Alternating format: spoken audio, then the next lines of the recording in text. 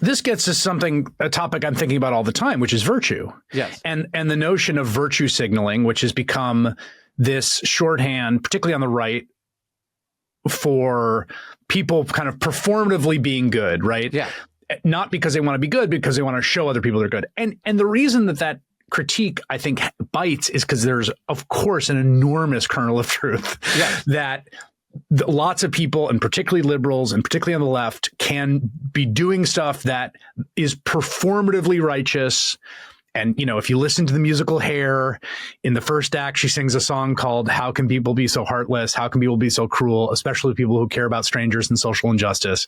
Like, there's an old thing going all the way back. Rosa Luxemburg talked about this. They talked about it in the French Revolution, like people who are self-righteous and sanctimonious and leftist, and then kind of jerks or doing it performatively. Sure.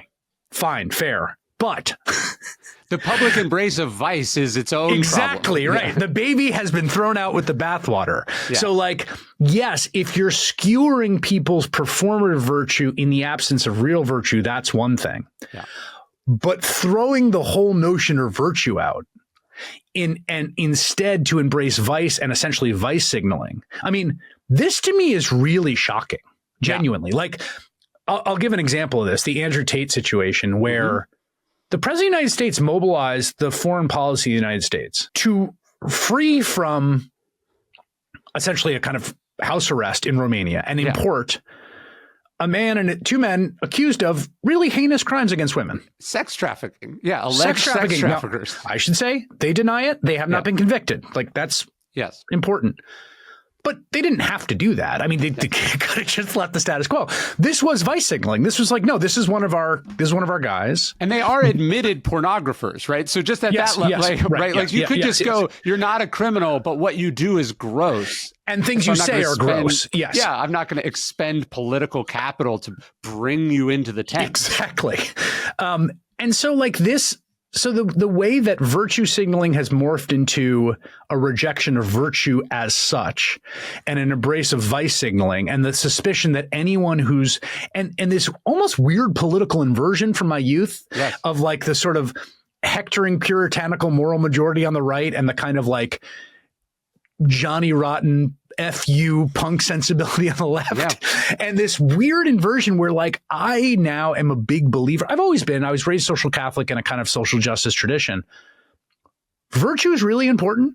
Yes. And Republican, small r Republican, public virtue is really important. Democratic virtue, like, and this was something the founders thought. It's something that the Reconstruction era radical Republicans thought. It's something Lincoln really thought. Mm-hmm. I really have become pretty obsessed with this notion of virtue and its central. Like, it actually is important to have virtue as an important goal. This is music to my ear. I mean, I've been working for the last 5 years on a series on the cardinal virtues, and I'm about to finish. And I do think it's so interesting that you have this sort of group of people who are ostensibly interested in these kind of throwback virtues and ways of living and structuring society, but don't want to make any hard decisions about sort of who's actually living that or embodying it in any way. And I grew up Catholic also. And I think that's why when I came to Stoicism, it was striking. Oh, these are those same virtues they were talking about. Yeah.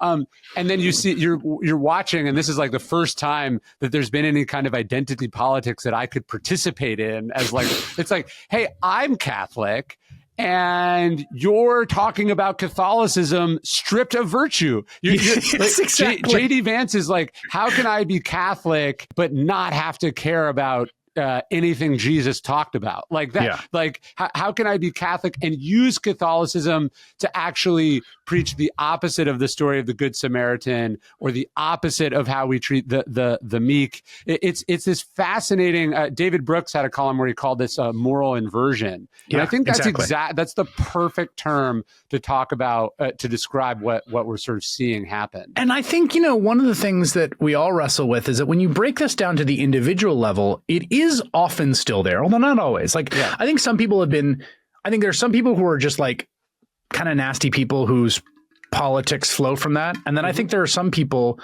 who aren't necessarily nasty folks or vicious or wicked, but the politics turns them into that. That's another thing that happens. But then there's a third category, which I think is the majority, is a lot of people are super wonderful and caring and great. And then when they're outside of that interpersonal role, they would. Mike Johnson's not cheating on his wife. He's not calling people mean names. He's sort of personally doing it. I'm sure he's perfectly personally decent, but I don't even mean at the level of electeds. I just mean the level of individuals. Sure. There are plenty of people around this country who are sort of, whether what they would say online or how they would interact or what they would celebrate as a kind of vice signaling or viciousness, who also would be like, if they were in the context to help someone out that was in need, would do it unthinking, totally instinctively. And so that's a really weird divided reality now too. And the thing I worry about is that politics continues to cannibalize that personal virtue, that people actually get worse. And look, I've worked for controversial and complicated people, and I know the calculation. You go, oh, well, I know the good part of them, or you've seen what they do. There's all these things you tell themselves, and I think also it's like, and liberals sort of led the charge on this of well, we don't judge people's personal behavior. Yep. We don't jump to conclusions. Live and let live. But there has to be some element where, as a society, we go, here is the line. And if you're not on this line, it's not that we cancel you. It's just we go, you are now disqualified from doing certain things, right? Yeah. You have. I mean, I think about this in my personal life. If I see someone do something, I go, hey, I'm not going to hire that person to do something where that character that they showed me gives me a glimpse into how they might treat me on something. And we seem to have divorced politics and public life and even art and entertainment from that standard. And I'm not sure why, but I do think it is important. I would even say even one step further than that of this idea that, you're disqualified from certain things, right? You're not thrown into exile. You don't go to prison, but even lighter than that, right? So even one step lighter than that is just expression of social sanction. Yes. And even that is now getting skipped over. There's this sort of truculent eye rolling you get now. Yeah. Partly because certain prominent figures, particularly Trump in the sort of context of American politics, are so routinely antisocial in their actions and words that because the other people around are constantly being asked, do you sanction that?